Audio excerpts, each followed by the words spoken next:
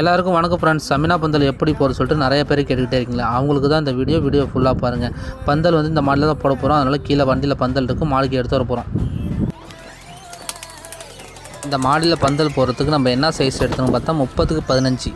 கயிறு கட்டுறதுக்கு மாடியில் எந்த வசதியும் இல்லை. அப்போ பார்த்தீங்கன்னா கயிறு எல்லாமே கீழே தான் போதும். கீழே இழுத்து கட்டுறதுக்கு ஒரு ஆள் கீழே போய் நிற்கணும்.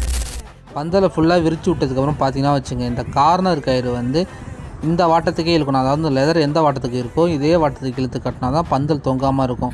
கார்னர் இதே வாட்டத்துக்கு கட்டிட்டு அடுத்த கயிறை பார்த்திங்கன்னா அதுக்கு நேர் வழக்கில் வரும்.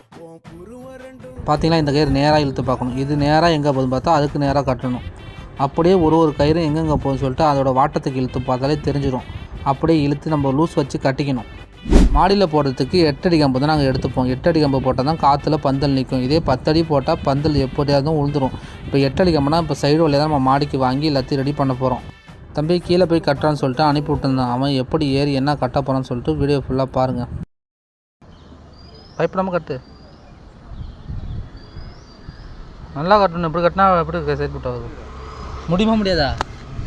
முடியாதுன்னு இறங்கப்பா. அவனுக்கு சரியாக கட்ட வேறு தெரியாது. நம்ம எத்தனை தடவை சொல்லி கொடுத்தாலும் அவனும் மறந்து போய்டுவான். சரி சொல்லிட்டு இறங்கடா தம்பி சொல்லிட்டு நான் அதுக்கப்புறம் ஏறி கயிறை கட்டலான்னு சொல்லிட்டு கட்ட ஆரம்பிச்சிட்டேன்.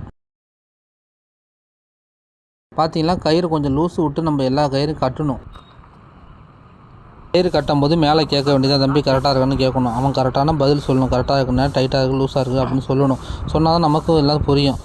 அதுக்கப்புறம் நான் கேட்டு பார்த்தா அவனுக்கு ஒன்றும் புரியலையா. அதுக்கப்புறம் நீ கீழே போடா தம்பி சொல்லிட்டு நான் மாடிக்கு போயிட்டேன். பார்த்தீங்கன்னா அவனால் கட்டையே முடியல. அதுக்கப்புறம் ஹரிஷ் தம்பி வந்தான். அவன் இழுத்து எல்லாத்தையும் கட்ட ஆரம்பிச்சிட்டான்.